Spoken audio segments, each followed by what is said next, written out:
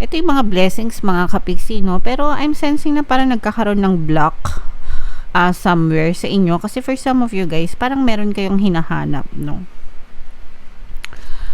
Parang meron kayong hinahanap na hindi nyo napapansin or hindi nyo na-appreciate yung mga blessings na dumadating sa inyo. And kapag ka hindi nyo na-appreciate guys yung mga blessings, tutumal yung pasok nito sa inyo guys. So it's very important. Guys, sabi ko naman palagi sa inyo, we are always blessed, no?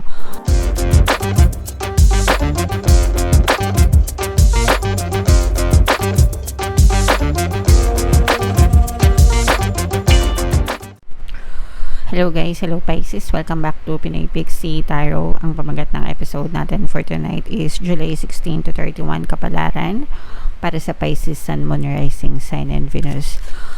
If in case hindi kayo nakaresonate dito guys, try nyo panoorin yung monthly horoscope natin for July, baka nandun yung energy mo.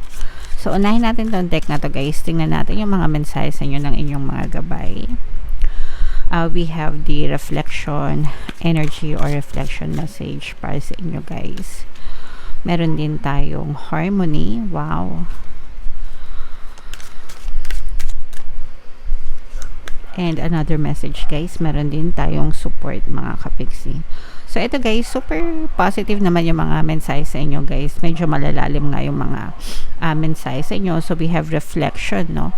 Ibig sabihin nito guys, mag-reflect kayo dun sa mga i-analyze nyo, ganyan, yung mga nangyari sa buhay nyo, both negative and positive mga kapiksi. Kasi yung mga nangyayari sa buhay natin, may mga dahilan yan, may mga lessons, yun yung importante, yung lessons. Yung mga dahilan, hindi mo na yun kailangang alamin, no, as to why things are happening. Pero ang importante is yung lesson, no, yung lesson na natutulay yo or matututunan mo, yung mga realization mo kapag ka naganap na yung mga bagay na yun sa buhay nyo. So there's always a positive, there's always a negative side, and there's always a positive side dun sa mga bawat na bagay na yun. And mapa-negative man yan or mapa-positive man yan, palaging may lesson kayo na matututunan. So i-take nyo yung mga lessons na yun, di ba, as mga, alam nyo yun, gabay para sa inyo, para hindi na kayo magkamali or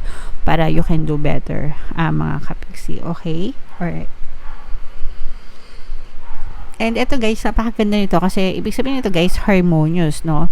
Maayos, makulay na relasyon sa ibang tao. Hindi lang sa romantic ito mga kapiksi, pero overall relationship nyo sa mga ibang tao, sa paligid nyo, sa mga specific person nyo, sa mga pamilya nyo, kamag-anak nyo, kaibigan nyo, colleagues nyo, anybody, kaklase, kapitbahay, whomever guys. Pero ibig sabihin nito, nagiging makulay. And parang parang nag-expand pa yung iyong connection, no? Mas pwedeng mas marami kayong nakikilala o kaya pwede naman mas kumukonti yung kakilala nyo, pero mas close, mas malalim, mas deep yung connection. Sometimes ganun, no? All throughout our life, syempre marami tayong mga nakakilala dahil sa mga katrabaho natin or nakakasama natin. Pero habang tumatanda tayo, may mga nawawala din. And it's okay to lose or cut off ties with other people. Ang importante is you keep the ones na talagang katago-tago, mga kapiksi. Okay? And then we have the support energy, guys. Ibig sabihin nito, maganda yung support system mo. Yung mga taong tumutulong sa'yo, yung mga handa kang tulungan sa panahon ng pangangailangan. And ikaw din, dapat ready ka rin na tumulong sa kanila. Kapag ka nangailangan sila, ganyan. So, kumbaga parang give and take, no? Give and take na support. You are willing to accept help and you're willing to provide help as well sa kanila, mga kapiksi. Kasi at the end of the day, guys, tayo rin yung magtutulungan, tayo rin yung magkakasama sa buhay. Okay? So, comment down below, Pisces, if feeling nyo nakaresonate kayo dyan sa mga messages na yan. Tignan natin guys yung mga ganap sa buhay nyo ngayong June 16 to 31. Shuffle ko to guys. Habang sinashuffle ko to, panoorin nyo muna yung video natin regarding sa ating paano mag-manifest ng abundance video course. Kapiksi, sawa ka na ba sa mga struggles at hirap sa buhay mo? Masipag ka ba at masikap sa buhay ngunit hindi ka pa rin umaasenso? Ilang beses ka na bang nag-attempt ng negosyo at nag-invest pero palagi ka pa rin nalulugi? Sa pagkakataon na ito ay maaaring may subconscious beliefs ka na nagiging balakid sa iyong pag-unlad at pagyaman. Introducing, paano mag-manifest ng abundance video course. Dito ay matututunan mo ma-overcome ang mga balakid mo para tuluyan ka ng umunlad, umasenso, sumagana, maging matagumpay, successful at maswerte sa iyong kabuhayan, pera, trabaho, negosyo, salapi at kaperahan ng bonggang-bongga. Dali, mag-send na ng email sa pinoypixie@gmail.com at simulan na ang iyong pagyaman ngayon. Alright, so sa lahat ng gusto mag-avail ng course guys, meron tayong promo ngayong July. Magbibigay ako ng 500 pesos na discount until July 31. So avail nyo na guys, sobrang ganda. And meron din tayong bagong course guys, paano mawala ang third party at magkaroon ng harmonious na relationship. So para naman yan sa mga nagdudusa sa mga kabit-kabit na mga jowa nila guys, 30% discount until July 31. Avail nyo na guys, sobrang ganda yan.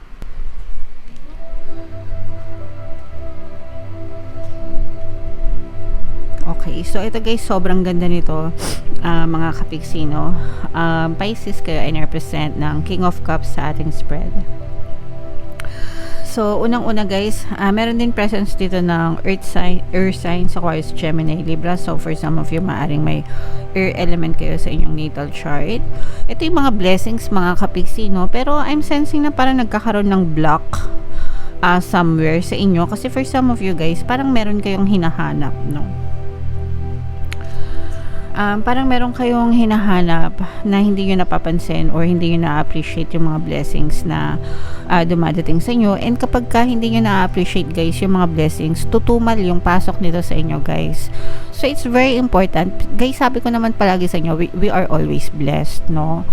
Lahat ng resources readily available sa atin. Kaya lang minsan yung iba, hindi talaga pumapasok yung blessings nila kasi hindi sila marunong mag-appreciate ng mga blessings na binibigay sa kanila ng universe. So, you have to learn to be grateful, mga kapiksi, no matter how big, no matter how small, kahit gaano kaliit pa ng mga blessings na natatamasan yung araw-araw, you should be grateful. Kailangan talagang palagi kayo nagti-thank you, you're always sending out thanks to the universe, guys. And the more na grateful kayo, the more na ino-open ni universe yung mga blessings, or the more na sinasaboy. Pag sinasabing sinasaboy, ganun, di ba? Sinasaboy, binabato, ano ba? Alam niyo ba yung saboy, mga kapiksi? Binabagsak, ganyan. The more na sasabuyan ka ni universe ng mga blessings and pagpapala sa buhay mo. Pero yung iba sa inyo guys, kasi parang yung iba, okay lang naman na hindi makontento kasi if hindi ka nakakontento, if hindi ka nasa satisfy, talagang pinupush nyo yung mga sarili nyo to the limits, no? Para alam nyo, mas malayo pa yung marating nyo or mas marami pa. Pero okay lang yun. But regardless guys, kahit na meron pa kayong hinahanap, you should still be grateful. You should still feel grateful, mga kapiksi, and give your thanks to the universe for all the blessings na meron kayo, okay? Kasi kapag ka hindi nyo na-appreciate guys yung mga blessings at hindi nyo inaalagaan, mawawala yan, no? Huwag kayong magulat isang araw, baka wala na yan sa buhay nyo. So always guys, na maging grateful. So i-comment nyo yun sa baba, I'm thankful for all the blessings that the universe has for me, okay? Again guys, I'm thankful for all the blessings that the universe has for me. So i-comment nyo yun sa baba, mga kapiksi. Sa Tagalog, nagpapasalamat ako sa lahat ng mga biyaya binibigay sa akin, okay? So ganun guys. And eto, nakikita natin na for some of you na mga nagkaroon ng problema sa pananalapi, sa pera, ganyan, or whatever kung ano man yung naging problema nyo guys, nakikita natin na unti-unti kayong nagiging kalmado at nagiging parang unti-unti kayo nagiging kalmado at unti-unti yung pinaplano yung pagbangon nyo, okay? Kasi nakikita natin dito guys, yung iba sa inyo parang rumirebound kayo, rumirest back sa buhay. Hindi yung rumirest back na nagre-revenge, no? Ibig sabihin rumirest back na bumabangon ulit, no, sa mga pagkakadapa nyo, especially kung nabugbog kayo sa mga problema and challenges. Pero this is more on planning, mga kapiksi. This is more on planning, at saka parang mas kalmado kayo. Kapag ka guys kasi mas kalmado, mas gumagana yung isip nyo. Okay, and mas maganda yung nagiging plano nyo sa buhay. So, i-push nyo lang yan guys. Don't take action kung hindi pa kayo sigurado. Pero ang importante is nagpaplano kayo, okay? Nakikita natin na parang nagsisimula na ulit, parang sinusimulan nyo na ulit kargahan ng gasolina yung mga sasakyan nyo. So, ibig sabihin parang nagpe-prepare kayo para sa full tank, okay? Para nagpe-prepare kayo sa next chapter ng buhay nyo mga kapiksi. And nandun yung preparation, pagpaplano, so lahat puro plano as of now mga kapiksi. And kung hindi pa kayo handang kumilos, it's okay, take your time, planuhin mabuti para ready kayo, di ba? Parang susugod sa gera, di ba? Pag sumusugod sa gera, pinaplanong mabuti. So, ganun din kayo guys. Planuhin nyo muna mabuti para wag kayo magpadalos-dalos, okay? What else? Tingnan pa natin.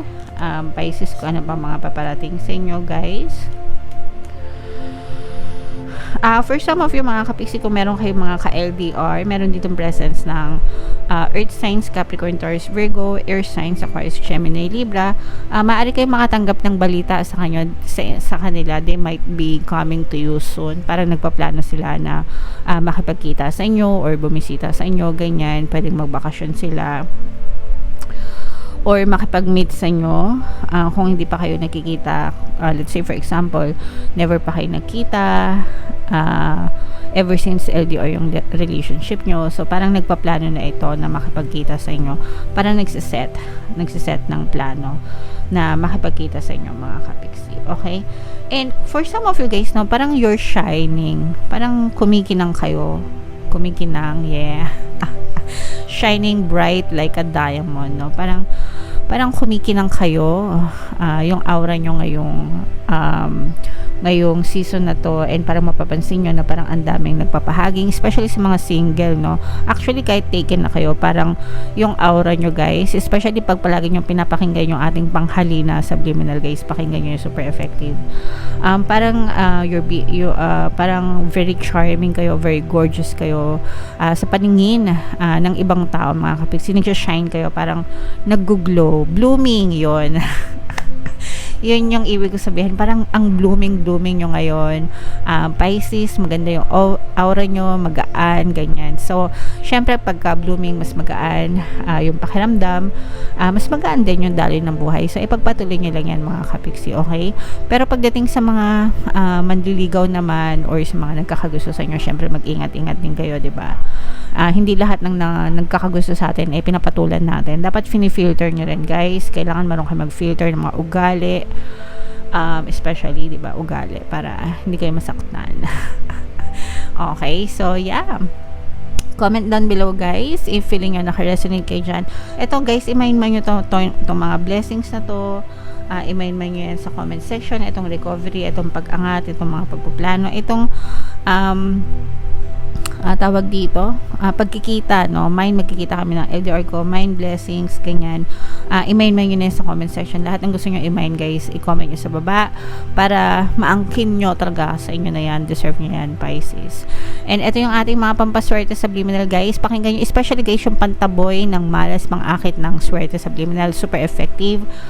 Super, ang dami ng success story share ko sa community tab. Basahin nyo guys, pakinggan nyo, libre lang, super effective guys. Ito naman yung ating success stories ng paano mag-manifest ng abundance video course. Click here to subscribe and click here to join our membership program. Thank you for liking, sharing, and subscribing. See you again next time. I love you all guys. Have a nice day. Bye-bye.